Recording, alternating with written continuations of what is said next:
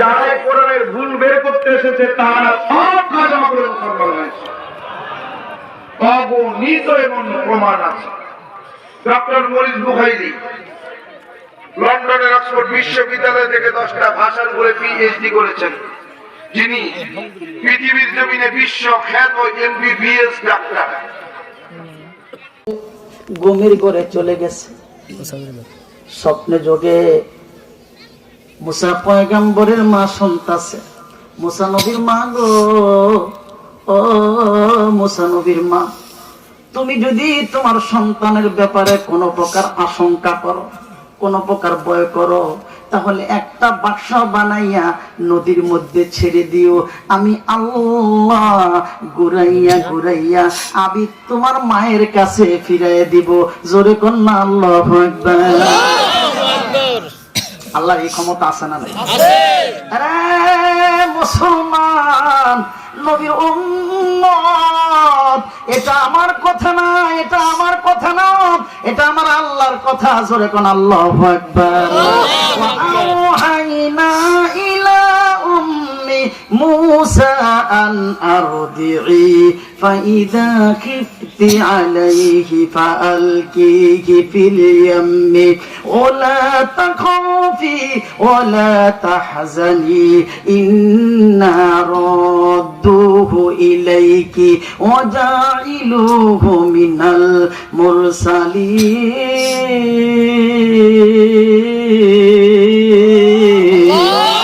হয় না আরো জোরে বলেন আল্লাহু আকবার। আরে মুসলমান, নবীর উম্মত মুসা পয়গম্বরের মা ঘুমের ঘরে স্বপ্নে যুগে দেখে আলহামের মাধ্যমে আমার আল্লাহ কয় আমি মুসার মায়ের প্রতি ওহী করলাম।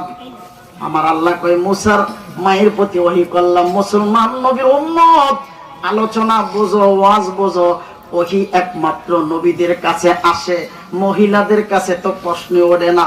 যেরকম ঠিক কিনা? এর দ্বারা উদ্দেশ্য কি? এর দ্বারা উদ্দেশ্য হলো ওহী মানে ইলহাম করা, অন্তরে জানানি দেওয়া। জোরে কোন আল্লাহু আকবার। মুসা পয়গম্বরের মায়ের প্রতি আমার আল্লাহ তাআলা বলে ওহী করলাম, ওহী মানে ইলহাম করলাম, জানানি দিলাম।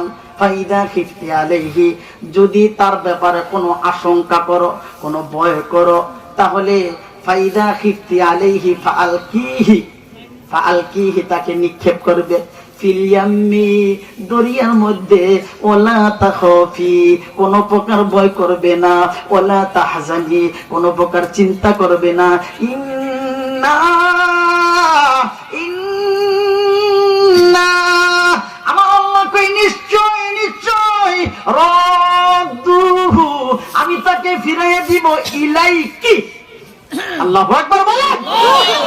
কেন ইলাইকা বলে নাই? ওলামা হযরত আছে। ইলাইকি মানে মহিলারে বুঝাইছে, মহিলা মানে মুসা নবীর মাকে বুঝাইছে। জোরে কোন আল্লাহু আকবার। ওয়া জাইলুহু মিনাল মুরসালিন।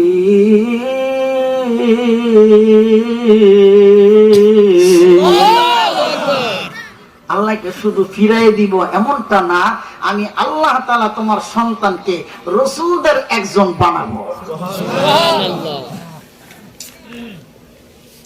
আরে মুসলমান, নবীর উম্মত মুসা পয়গম্বরের মা ঘুম থেকে জাগ্রত হয়ে গেছে, সকালবেলা উঠছে, ফজরের নামাজ পড়ছে।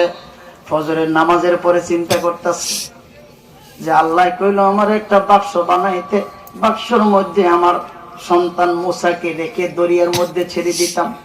আল্লাহ নাকি বলছে আমার ফেরত দিবে, কিন্তু আমি বাক্স কই পাবো, মিস্ত্রি কই পাবো, কাঠ কোথায় পাবো? যদি আমি বলতে যাই, কেউ যদি ফেরাউনের দরবারে খবর পৌঁছায়, তাহলে আমার সন্তানকে হত্যা করে ফেলবে। মুসলমান নবীর উম্মত মুসা পয়গম্বরের মা এমনিতে চিন্তা করতে করতে করতে করতে ঘরের ভিতরে কাঁদতেছে।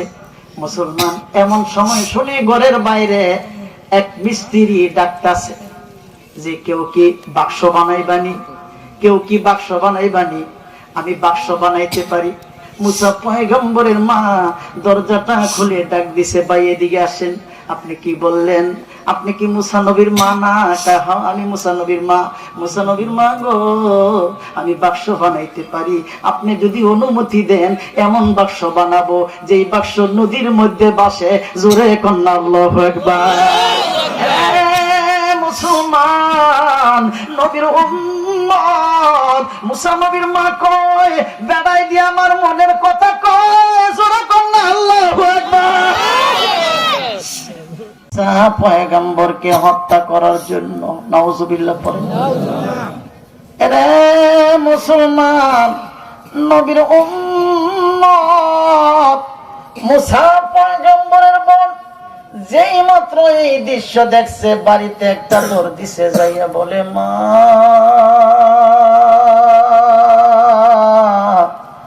মাগো, ফেরাউনের বাহিনী আসতেছে আমার ভাইকে হত্যা করার জন্য। মা আমার ভাইকে কিভাবে সেভ করবা, কিভাবে হেফাজত করবা, কলা কৌশল বের করো। এরে মুসলমান নবীর উম্মত, মুসা নবীর মা একবার সামনে যায় আরেকবার পিছনের দিকে যায়, কি করবে বুঝতে পারতাছে না। এমন সময় গায়েব থেকে আওয়াজ আসছে, মুসা নবীর মা গো, ও মুসা নবীর মা, তোমার সন্তান রে তোমার চুলার আগুনের মধ্যে ছেড়ে দাও, আর ডিস্কি দিয়ে ডাকো, আমি আল্লাহ হেফাজত করব। রে মুসলমান নবীর উম্মত, বলুন তো দেখি উত্তম হেফাজতকারী কে? এটা আমার কথা না, এটা আপনাদের কথা না, এটা হলো আমার আল্লাহর কথা। আমার আল্লাহ তাআলা বলেন আল্লাহু খায়রুন হাফিজু।